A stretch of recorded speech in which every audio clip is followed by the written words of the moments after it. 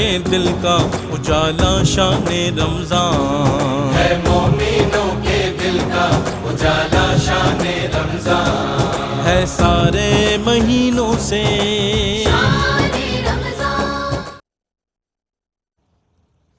بسم اللہ الرحمن الرحیم مولا یا صلی وسلم دائماً ابدا علی حبیبک خیر الخلق کلہم۔ ناظرین اکرام، ARYQ TV کے لاہور اسٹوڈیو سے نعمت افطار کی خصوصی ٹرانسمیشن عظیم لوگوں کے اخلاق اور آپ کا میزبان ڈاکٹر سرور حسین نقشبندی حاضر خدمت ہے۔ رمضان المبارک کا یہ پہلا عشرہ تیزی سے اپنے اختتام کی جانب رواں دواں ہے، یہ عشرہ رحمت ہے، اور اس رمضان المبارک میں ہمیشہ ہم یہ آپ کی توجہ دلاتے رہتے ہیں اور ہمارے علماء کرام بھی یہ بات کرتے رہتے ہیں کہ ہمیں ان گھڑیوں کو زیادہ سے زیادہ ان سے استفادہ کرنے کی ضرورت ہے، اور ان دنوں میں اجر کئی گنا بڑھا دیا جاتا ہے، اور اس مبارک مہینے کی ایک ایک ساتھ، اس کا ایک ایک لمحہ، اس کی ایک ایک گھڑی، اس کی ہر رات، اس کا ہر دن رحمتوں اور برکتوں کی برسات اپنے اندر سمیٹے ہوئے اللہ تعالی ہمیں زیادہ سے زیادہ اس سے مستفید ہونے کی توفیق عطا فرمائے، ان گھڑیوں کو زیادہ سے زیادہ اپنے لیے برکتوں کا باعث بنانے کی توفیق عطا فرمائے۔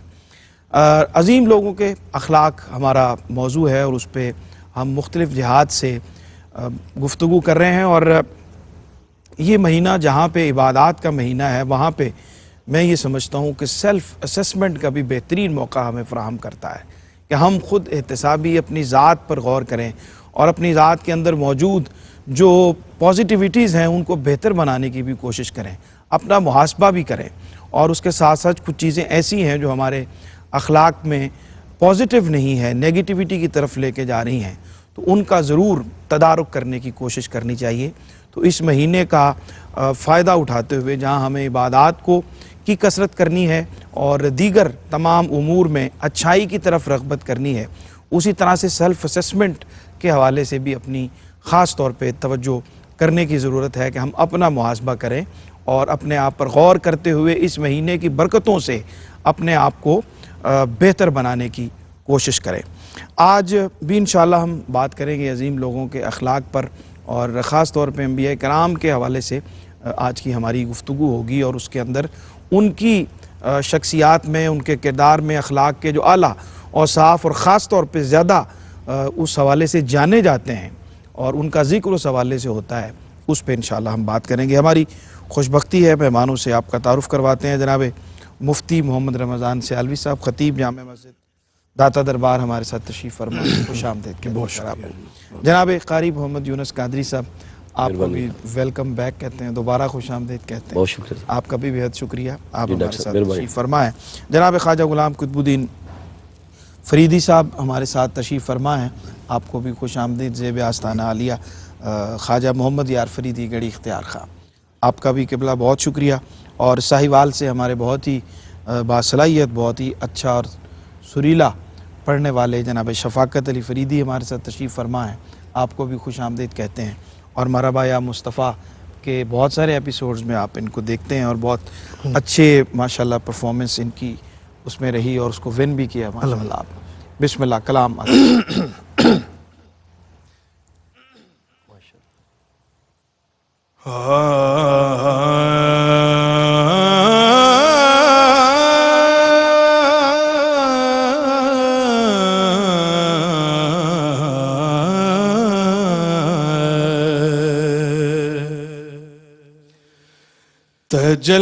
تجلیات کا گلزار مسجد نبوی، تجلیات کا گلزار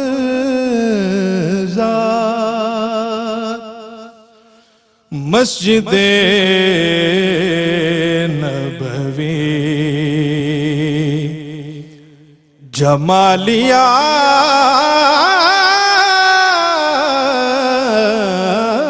جمالیات کا شاہکار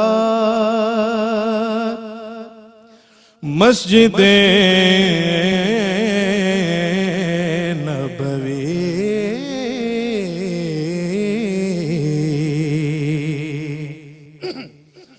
جہاں پکار گناہگار کی سنی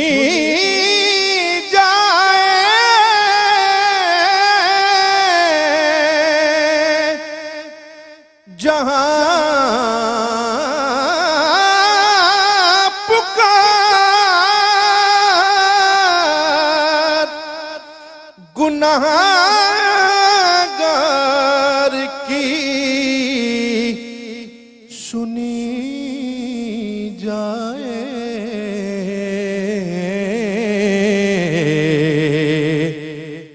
میرے حضور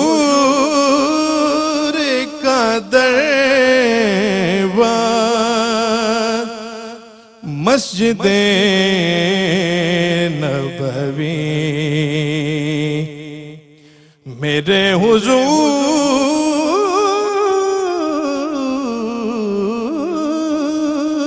کا دربار مسجد نبوی. اور شعر ہے دلوں کو اپنی طرف کھینچتی رہے تائب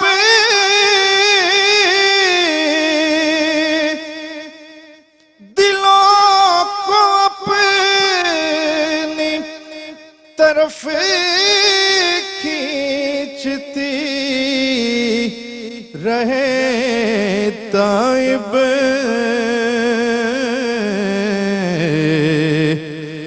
ہمیشہ صورت دلدار مسجد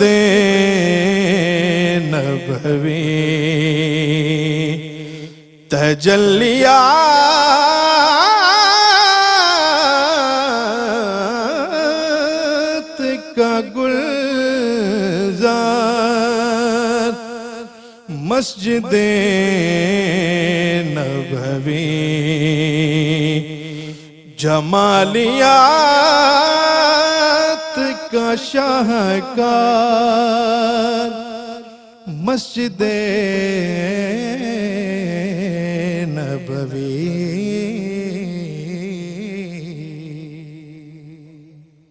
واہ واہ سبحان اللہ سبحان اللہ. جہاں پکار گناہگار کی سنی جائے جہاں پکار گناہگار کی سنی جائے میرے حضور کا دربار مسجد. حضرت حفیظ صاحب رحمۃ اللہ علیہ کا بہت ہی خوبصورت کلام پیش کر رہے تھے. جزاک اللہ سلامت رہیں شفاقت علی فریدی. گفتگو کا آغاز قبلہ مفتی صاحب کرتے ہیں اور سیدنا ابراہیم علیہ السلام کا ذکر قرآن کریم میں جا بجا مقامات پر آیا ہے اور خاص طور پہ ان کے حلم کا ذکر قرآن جو ہے وہ بہت اہتمام سے کرتا ہے. تو آپ ان کا یہ جو حلیمی کا وصف ہے اور یہ حضرت ابراہیم علیہ السلام کی نسبت سے اس کی برکات بتائیے اور کس طرح سے اس سے استفادہ کیا جا سکتا ہے. جی بہت شکریہ. جیسا کہ ہم ذکر کر چکے پہلے کہ انبیاء علیہ السلام ہی وہ ہستیاں ہیں جو انسانی فلاح و بہبود اور ان کے ظاہر و باطن کی اصلاح اور کامیابی کے لیے رول ماڈل ہے. ٹھیک. یہی وجہ ہے کہ اللہ تعالیٰ نے نبی علیہ السلام تو امام الانبیاء اور ہمارے لیے اول و آخرین و مقتدا ہیں، لیکن ساتھ دیگر انبیاء کا بھی ذکر فرمایا ہے. اچھا، اس ذکر کی ایک وجہ یہ ہے کہ وہ ساری صفات جو دیگر انبیاء میں فردن ہیں، اللہ تعالیٰ یہ بھی دعوت تدبر دے رہا ہے کہ وہ ساری جو باقی انبیاء میں الگ الگ تھیں، میں نے اپنے محبوب کو ان ساری صفات کا مجموعہ بنا ہمارے سامنے رکھا. سبحان اللہ. حضرت ابراہیم علیہ السلام کا ذکر جیسا آپ نے فرمایا تو سورہ توبہ کی آیت نمبر 114 ہے، جس میں حضرت ابراہیم علیہ السلام کی یہ صفت ذکر ہے. وَمَا كَانَ اسْتِغْفَارُ إِبْرَاهِيمَ لِأَبِيهِ इल्ला अम मौइदतिन वअदहा इय्याह फलम्मा तबय्यन लहु अन्नहु अदुव्वुन लिल्लाहि तबर्रअ मिन इन्न इब्राहीमा लअव्वाहुन हलीम। क्या बात है, सुभान अल्लाह। दो सिफात ज़िक्र की हैं, दोनों को यकजा ज़िक्र किया। मैं इस आयत के शान नुज़ूल और उसकी तफसील चूँकि हमारा मौजू नहीं, ठीक, इसलिए मैं उस पे नहीं जाता। जो दो सिफात यहाँ ज़िक्र की गई हैं, एक अव्वाहुन और एक हलीमुन, ठीक, ये दो सिफात हैं। अच्छा, कुरान पाक का एक ये एजाज़, ये दावत मुताला है कि अल्लाह ताला ने जहाँ अपनी सिफात को खुद ज़िक्र किया या अपने बंदों की सिफात को ज़िक्र किया है, सही, और दो को इकट्ठा ज़िक्र किया है, तो उन दो के यकजा करने में भी हिकमतें हैं। मसलन इन्नहु काना अलीमन हकीमा, तो इल्म के साथ हिकमत, वाह वाह, इसका एक सुभान अपना अल्लाह। हुस्न है। ठीक, इन्नहु काना गफूर रहीमा, तो गफूर के साथ रहीम का एक अपना हुस्न है। सुभान अल्लाह। ये एक अलग दावत मुताला है ठीक। जो कुरान का मुताला करने वालों। लअव्वाहुन हलीम, अव्वाहुन असल में कहते हैं हद से ज़्यादा गिड़गिड़ाने वाले को, ठीक, आहुजारी करने वाले को, सही, और हिल्म बुर्दबारी, बर्दाश्त, सब्र, ये दो चीज़ें हैं ठीक। जो हज़रत इब्राहीम अलैहिस्सलाम की ख़ास खूबियाँ जो ज़िक्र की गई हैं। आपका मुझे तासुर बता रहा है कि आप मुझे चाह रहे हैं कि हम जी हाँ, बिल्कुल, जाएँ, यहाँ से हम इंशाअल्लाह इंशाअल्लाह कंटिन्यू फिर करते हैं। और ये बहुत अहम बात है, और हज़रत इब्राहीम अलैहिस्सलाम के हवाले से जिसका ज़िक्र अभी हम तशना छोड़ते हुए छोटे से वक्फे पे जाते हैं और वापस आते हैं, यहीं से बात को कंटिन्यू करते हैं। हमारे साथ रहिए, लौटते हैं एक छोटे से वक्फे के बाद। जी नाज़रीन, खुश आमदेद कहते हैं वक्फे के बाद आपको। प्रोग्राम देख रहे हैं आप, अजीम लोगों के अखलाक, नेमत अफ्तार, शान रमज़ान की ये खुसूसी ट्रांसमिशन ARYQTV के लाहौर स्टूडियो से।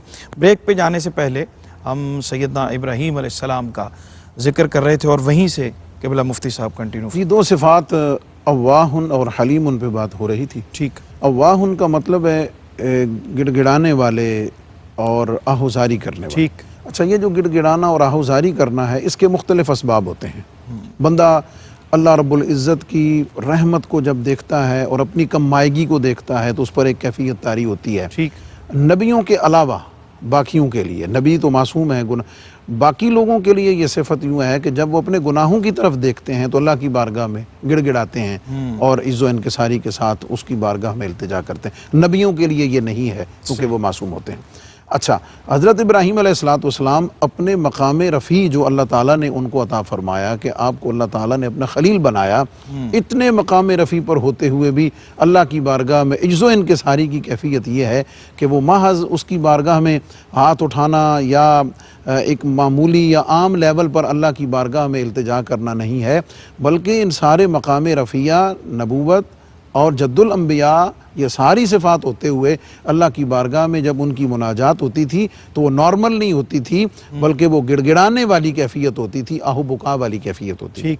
और हिल्म, चूँकि आप पर जो जुल्म सितम हुए और आपको बिल आखिर यानी अपनी जान भी अल्लाह की बारगाह में पेश कर दी और नारे नमरूद में फेंका गया, तो ये जुल्म सितम सारे हो रहे हैं, लेकिन इसके बावजूद आप हिल्म का, बुर्दबारी का, मुआफ़ करने का और बर्दाश्त करने का सरापा मुजस्मा बने हुए हैं। बिल्कुल ठीक।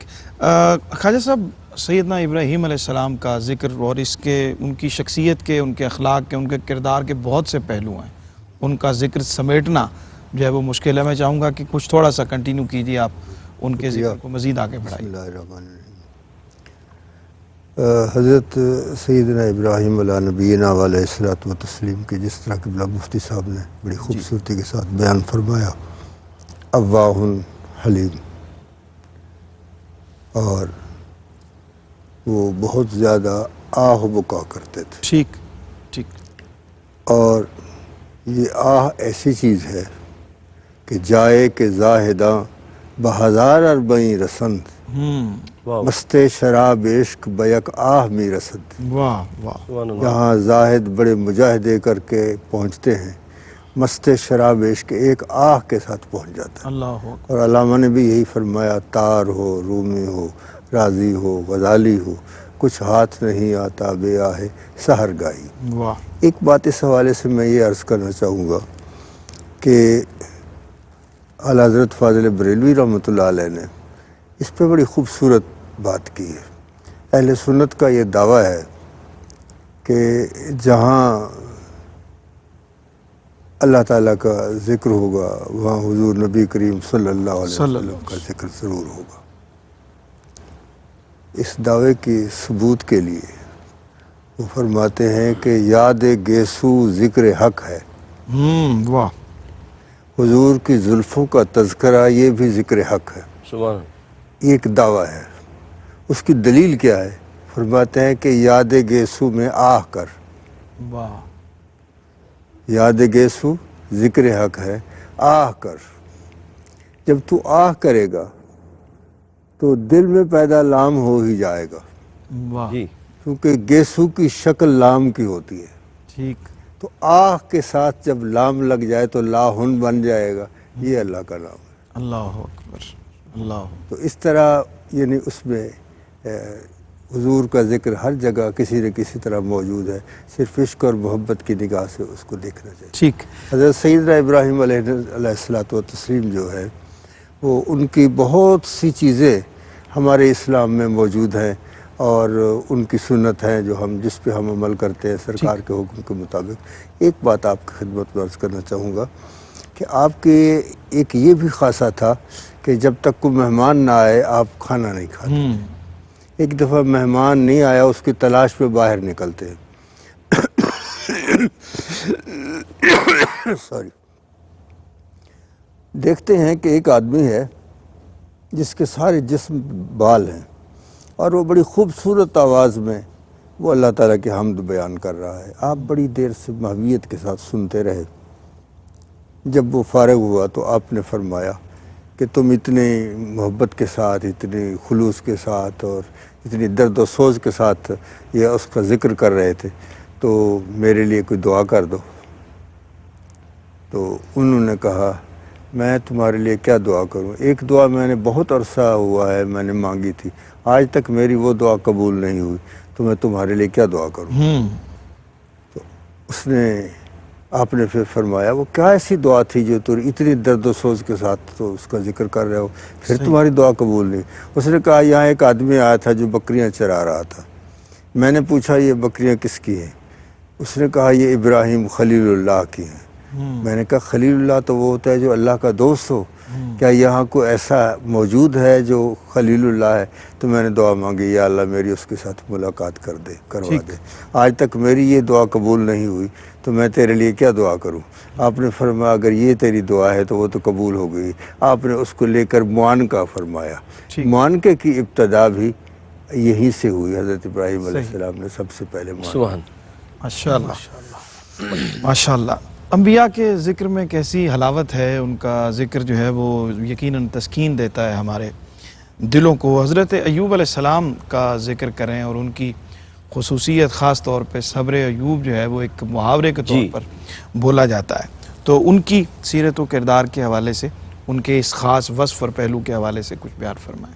بہت شکریہ ڈاکٹر صاحب۔ حضرت ایوب علیہ السلام کا جو ذکر ہے، سبحان اللہ، آپ کی شخصیت بڑی ہماگیر ہے اور رب کائنات نے آپ کو بڑی عظمتیں عطا فرمائی اور آپ کو مال و دولت بھی عطا فرمایا تھا، کثیر اولاد بھی عطا فرمائی تھی، اور یہ جس طرح آپ نے فرمایا نا صبر ایوب تو ایک استعارہ بن گیا ہے۔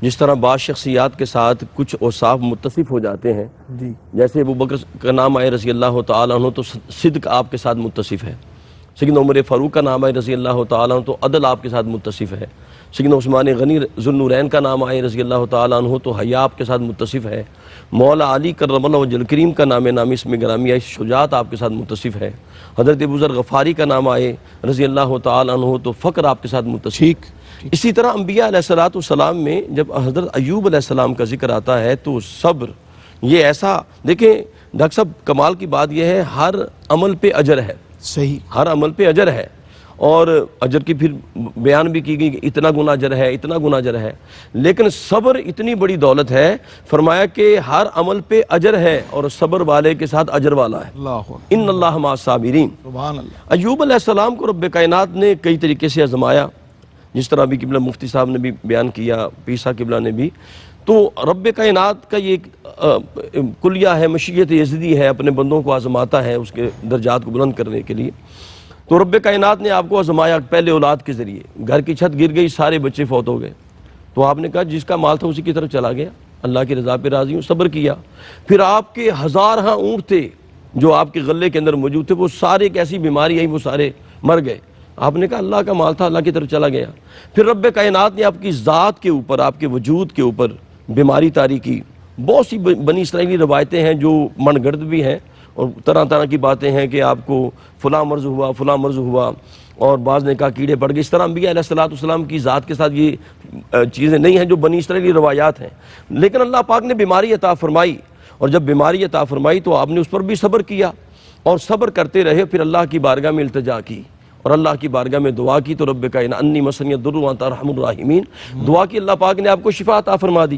وہ حضرت خواجہ صاحب فرماتے ہیں نا کہ انبیاء، اولیاء، اہل بیت نبی، تابعین و صحابہ پہ جب آبنی، گر کے سجدے میں سب نے یہی عرض کی، تو نہیں ہے تو مشکل کشا کون ہے۔ تو آپ نے دعا کی، اللہ پاک نے شفا عطا فرما دی۔ بلکہ قرآن پاک کے الفاظ ہیں، رب کائنات نے فرمایا ارکض برجلک ھذا مغتسل بارد وشراب، آپ اپنا پاؤں زمین پہ ماریں اور وہاں سے چشمہ پھوٹے گا جناب میٹھے پانی کا، پینے کے لیے بھی اور غسل کے لیے بھی۔ تو رب کائنات نے اس پانی کے ذریعے آپ کو شفا عطا فرمائی، اور رب کائنات نے، اور ڈاکٹر صاحب آخری جملہ اس حوالے سے بڑا خوبصورت یہ ہے کہ جب آپ کو شفا مل گئی تو لوگوں نے آپ سے پوچھا یہ بتائیں کہ آپ کو بیماری کی حالت میں جو آپ نے زندگی گزاری تھی وہ اچھی تھی یا شفا والی زندگی اچھی تھی؟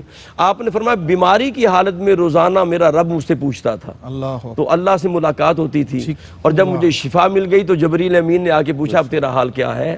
تو بیماری کے اندر بھی صبر ایوب رب کائنات نے جو آپ کو عطا فرمایا، اس کی بڑی برکات ہیں۔ اس کے لیے ہمارے لیے پیغام یہ ہے کہ اللہ پاک کوئی مشکل، کوئی مصیبت، کوئی بیماری آ جائے تو ہم صبر کریں تو اللہ پاک پھر اس پر اجر عطا فرماتا ہے۔ بالکل ٹھیک۔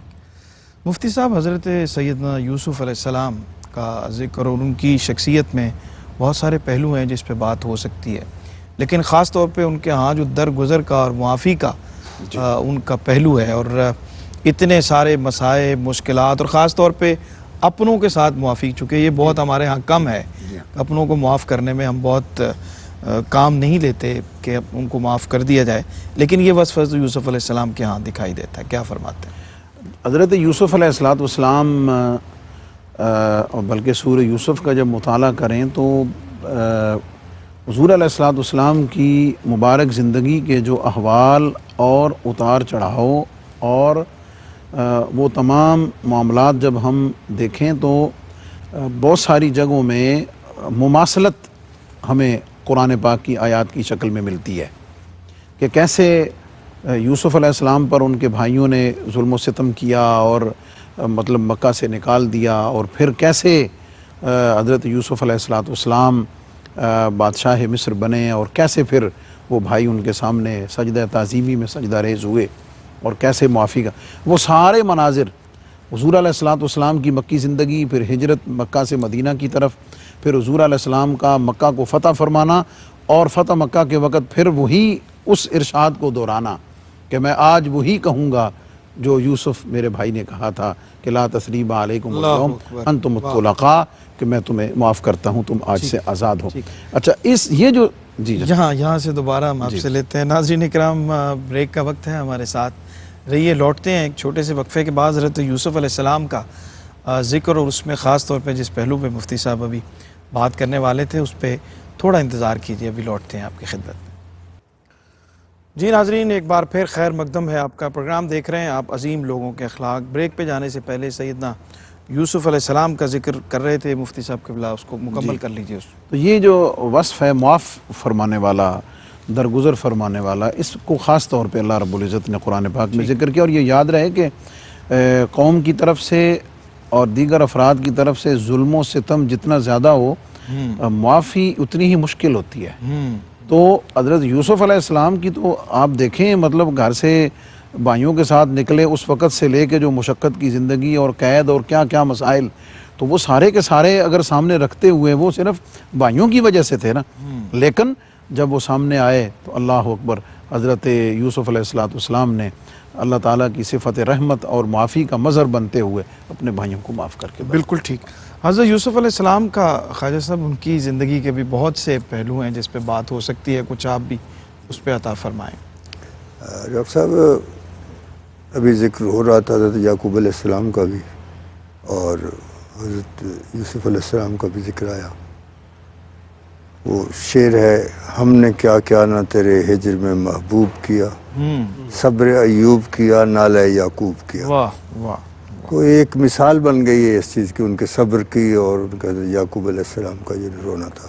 تو جب حضرت یوسف علیہ السلام کو وہ 7 بھائی صاحب لے کے گئے اور انہوں نے مشورہ کیا کہ ان کا کیا کیا جائے، تو وہ کنویں میں ان کو ڈال دیا گیا۔ پھر وہ کنویں سے باہر آئے، جب کسی نے پانی نکالنے کے لیے اس میں ڈول ڈالا تو آپ اس میں تشریف لائے۔ تو اس کے بعد ان کے حسن کے چرچے شروع ہو گئے۔ حضرت خواجہ محمد یار فریدی علیہ رحمت فرماتے ہیں کہ ماہ یوسف مشرقش بدھ چاہے کنعان کسے، اس کا مشرق تھا کنعان کا کنواں۔ حضرت یوسف علیہ السلام ایک ماہ تھے، ایک چاند تھے، اور ان کا مشرق جو ہے وہ کنعان کا کنواں تھا۔ آخر آبد مغرب بخش چاہے زنخدان کسے، وہ سرکار کا جو چاہے زنخدان ہے اس میں وہ سارا یوسف، سارا ماہ، اس میں سارا گم ہو گیا۔ تو اس کے ہجر میں جب اتنا روئے، وَبْيَضَّتْ عَيْنَاهُ مِنَ الْحُزْنِ فَهُوَ كَظِيمٌ، آنکھوں کی بینائی ختم ہو گئی۔ بچے بھائی صاحبان جب دوبارہ پہچاننے کے بعد آئے اور اس کے بعد پھر وہ آپ نے پوچھا تو انہوں نے بتایا کہ انہیں تو آنکھوں کی بینائی ضائع ہو گئی۔ اب ایک بادشاہ ہے بیٹا، اس کے سامنے یہ بات پیش کی جا رہی ہے کہ تمہارے والد صاحب کی بینائی ختم ہو گئی ہے۔ تو اصولاً تو یہ تھا کہ کوئی بورڈ بٹھایا جاتا تھا حکماء کا، ڈاکٹروں کا، کہ جاؤ میرے ابا جان کا علاج کرو۔ آپ نے وہ کام نہیں کیا، بلکہ فرمایا اذهبوا بقمیصی ھذا، میری یہ قمیص لے جاؤ، والقوہ علی وجہ ابی یات بصیرہ، پہلے فرما دیا میرے ابا جان کے منہ پہ ڈال دو میری قمیص اور ان کی بینائی واپس لوٹ آئے گی۔ ولما فصلت العیر، جب وہ قافلہ وہاں سے روانہ ہوا، جدا ہوا، تو آپ نے پہلے فرما دیا انی لا اجد ریح یوسف، مجھے یوسف کی خوشبو آ رہی ہے۔ وہ جب وہ قافلہ آیا، انہوں نے وہ قمیص ڈالی تو اس سے آپ کی بینائی واپس لوٹ آئی۔ اب اس پہ غور کی ضرورت یہ ہے، دیکھنا یہ ہے کہ وہ جو قمیص تھا وہ کسی کاٹن کا بنا ہوا تھا، پھر اس کو درزی نے سیا، ان مراحل سے جب وہ گزرا ہے اس میں وہ کمال نہیں تھا۔ جب جس میں یوسف سے لگ گیا تو پھر اس میں یہ کمال پیدا ہو گیا کہ اس کی وجہ سے آنکھوں کی بینائی ہو۔ سبحان اللہ، سبحان اللہ، ماشاءاللہ۔ قاری صاحب قبلہ، حضرت موسیٰ علیہ السلام کا ذکر اور خاص طور پہ ان کا جو تحمل اور ان کی بردباری اور جو نرم مزاجی جو فرعون کے دربار میں اس کی سارے صورتحال کو دیکھنے کے باوجود جو انہوں نے اختیار کی، اس پہ بھی کچھ ارشاد فرمائیے۔ نرم دلی بہت اہم وصف ہے جو ہمارے اندر ہونا چاہیے۔ جی ڈاکٹر صاحب، قرآن پاک میں اللہ پاک نے فرمایا نا فَبِمَا رَحْمَةٍ مِّنَ اللَّهِ لِنْتَ لَهُمْ وَلَوْ كُنْتَ فَظًّا غَلِيظَ الْقَلْبِ لَانفَضُّوا مِنْ حَوْلِكَ۔ فرمایا اے حبیب، اگر آپ تندخو ہوتے، اگر نرم دل نہ ہوتے تو لوگ آپ کے پاس نہ آتے۔ قرآن نے بھی فرمایا وَقُولُوا لِلنَّاسِ حُسْنًا، لوگوں سے نرمی سے بات کرو۔ اب موسیٰ علیہ السلام فرعون کے دربار میں، اور فرعون بھی وہ جو کہتا تھا انا ربکم الاعلیٰ، یعنی اس نے یہ دعویٰ معاذاللہ کیا تھا، اس کے باوجود رب کائنات نے فرمایا قولا لینا، اے میرے کلیم اس سے ذرا نرمی سے بات کرنا۔ اچھا، مفسرین نے اس میں لکھا کہ ایک تو وجہ یہ تھی کہ کوئی پرورش اس کے گھر میں ہوئی تھی، تو فرمایا کہ کیونکہ اللہ کے پیغمبر کی پرورش ہوئی تھی تو اس کا صلہ یہ دیں، اور ویسے رب کائنات نے فرمایا کریم آقا کا فرمان بھی ہے کہ جو نرمی سے محروم ہو گیا وہ ساری بھلائی سے محروم ہو گیا۔ اور میں آخر میں ایک چھوٹی سی بات عرض کرتا ہوں، حضرت عمر فاروق رضی اللہ تعالیٰ عنہ، امام طبرانی نے اس کو روایت کیا، وہ ایک واقعہ بیان کرتے ہیں کہ طویل واقعہ میں اشارہ کرتا ہوں۔ بنو سلیم کے ایک شخص تھا، وہ سرکار دو عالم کے قریب سے گزرا، سرکار دو عالم دعوت دے رہے تھے تو کہنے کہ یہ کون شخص ہے؟ لوگوں نے کہا وہی ہے جس نے نبوت کا دعویٰ کیا۔ وہ سرکار کی مجلس میں آ کے کہنے لگا کہ آپ سب سے جھوٹے ہیں معاذ اللہ، اور اگر مجھے خطرہ نہ ہوتا اہل عرب سے کہ وہ مجھے کہتے کہ اس نے ایسا کیا تو میں معاذ اللہ آپ کو قتل کر دیتا، اور سب سے زیادہ مبغوض ہیں۔ تو سرکار دو عالم صلی اللہ علیہ وسلم اتنے سخت الفاظ کہے، عمر فاروق نے کہا یا رسول اس کا سر قلم کر دوں؟ کریم آقا علیہ السلام نے فرمایا یہ نبوت کی شان نہیں ہے۔ کریم آقا علیہ السلام نے فرمایا میں تمہیں کوئی نشانی نہ دکھاؤں؟ بلکہ اس نے خود کہا میرے پاس گو ہے، آستین سے نکالی، کہا اگر یہ آپ کا کلمہ پڑھ لے، آپ کی گواہی دے دے تو میں بھی کلمہ پڑھ لوں گا۔ تو سرکار دو عالم نے گو کو مردہ تھی زندہ کیا، اس کو حکم دیا بتا تو کون ہے، میں کون ہوں، تیرا رب کون ہے، اس نے سارا کچھ بیان کیا کہ آپ اللہ کے رسول ہیں، میں رب العالمین کو مانتی ہوں، آپ کو رحمت للعالمین مانتی ہوں، خاتم النبیین مانتی ہوں۔ اور قبلہ ڈاکٹر صاحب کمال کی بات یہ ہے کہ وہ شخص جب واپس جاتا ہے اپنے قبیلے کی طرف تو 1000 افراد جو مسلح تھے جناب، وہ جنگ کرنے آ رہے تھے، اس نے ان کو واقعہ سنایا، وہ سارے کے سارے مسلمان ہو گئے۔ تو یہ ساری برکتیں نرمی کی۔ بالکل ٹھیک۔ مفتی صاحب مختصر وقت میں حضرت نوح علیہ السلام کو عبد شکور قرآن کریم میں ان کا وصف خاص طور پہ یہ بیان ہوا ہے، اور بھی ان کے بہت سے اوصاف ہیں ان کے حضرت نوح علیہ السلام کو اللہ تعالیٰ نے انہو کان عبدا شکورا فرمایا۔ اس کے ساتھ ساتھ اللہ نے فرمایا، وہ خود انہوں نے اپنی زبان سے فرمایا انی لکم رسول امین، امانت دار رسول۔ پھر اللہ تعالیٰ نے فرمایا انہو من عبادنا المؤمنین۔ واہ سبحان یہ 3 بنیادی صفات ہیں کہ اللہ رب العزت کے شکر گزار بندے بھی ہیں، اللہ رب العزت کی طرف سے بھیجے جانے والی اس امانت کے ساتھ وہ امانت دار بھی ہیں، اور اس کے ساتھ ساتھ اپنے ایمان کے اعتبار سے وہ کامل ترین ہیں۔ یہ صفات بنیادی طور پر جو ہم جب ذکر کرتے ہیں تو اس ماہ مقدس میں ہمیں ان کو اپنانے کی ضرورت ہے۔ اور حضرت نوح علیہ السلام ان کی تبلیغی مساعی اور اس کے بعد ان کی دعا و مناجات کو دیکھیں تو اس میں بھی ہمارے لیے بہت زیادہ سبق کے سامان موجود ہیں۔ بہت شکریہ جناب مفتی محمد رمضان سیالوی صاحب، جناب قاری محمد یونس قادری صاحب، جناب خواجہ غلام قطب الدین فریدی صاحب آپ کا، اور جناب شفاقت علی فریدی صاحب آپ کا بہت شکریہ۔ ابھی کلام ہم آپ سے لیتے ہیں، اور ناظرین اکرام ان اوصاف کا، انبیاء کے ان اوصاف کا ذکر ہم نے کیا، اللہ تعالی ہمیں اس پہ عمل کرنے کی توفیق عطا فرمائے، اس نور سے ہمیں استفادہ کرنے کی توفیق عطا فرمائے۔ حضرت احمد ندیم قاسمی کے اشعار کے ساتھ آپ سے اجازت طلب کرنی ہے، اور پھر کلام ہم شامل کرتے ہیں کہ مجھ کو تو اپنی جان سے بھی پیارا ہے ان کا نام، مجھ کو تو اپنی جان سے بھی پیارا ہے ان کا نام، شب ہے اگر حیات ستارہ ہے ان کا نام، شب ہے اگر حیات ستارہ ہے ان کا نام، تنہائی کس طرح مجھے محصور کر سکے، تنہائی کس طرح مجھے محصور کر سکے، جب میرے دل میں انجمن آرا ہے ان کا نام، جب میرے دل میں انجمن آرا ہے ان کا نام، بے چارگانے دہر کا چارہ ہے ان کی یاد، بے چارگانے دہر کا چارہ ہے ان کی یاد، سب پا شکستگاں کا سہارا ہے ان کا نام، اور قرآن پاک ان پہ اتارا گیا ندیم، قرآن پاک ان پہ اتارا گیا ندیم، اور میں نے اپنے دل پہ اتارا ہے ان کا نام۔ اجازت دیجئے انشاءاللہ کل آپ سے ملاقات ہوگی، کلام شامل کرتے ہیں۔ ذرے اس خاک کے تابندہ ستارے ہوں گے، ذرے اس خاک کے تابندہ ستارے ہوں گے، جس جگہ اپنے نالین اتارے ہوں گے، ذرے اس خاک کے تابندہ ستارے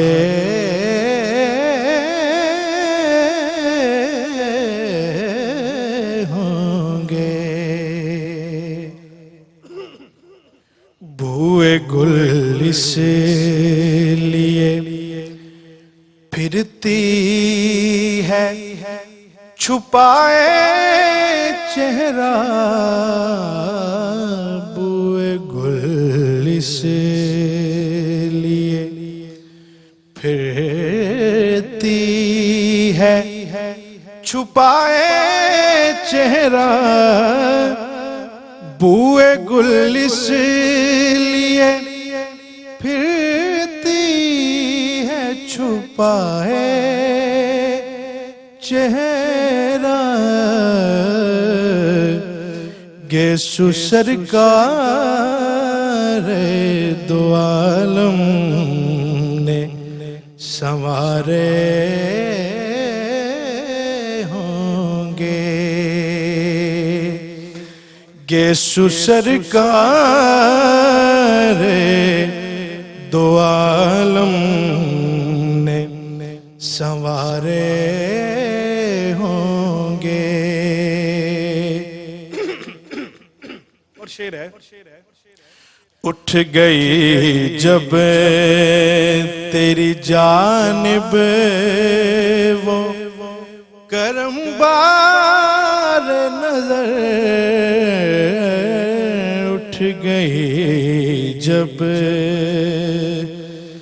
تیری جانب وہ کرم بار نظر، اٹھ گئی جب تیری جانب وہ کرم بار نظر، اس گھڑی قطب تیرے وارے نیارے ہوں گے. جس جگہ اپنے نالین اتارے ہوں گے، ذرے اس خاک کے تابندہ ستارے ہوں گے.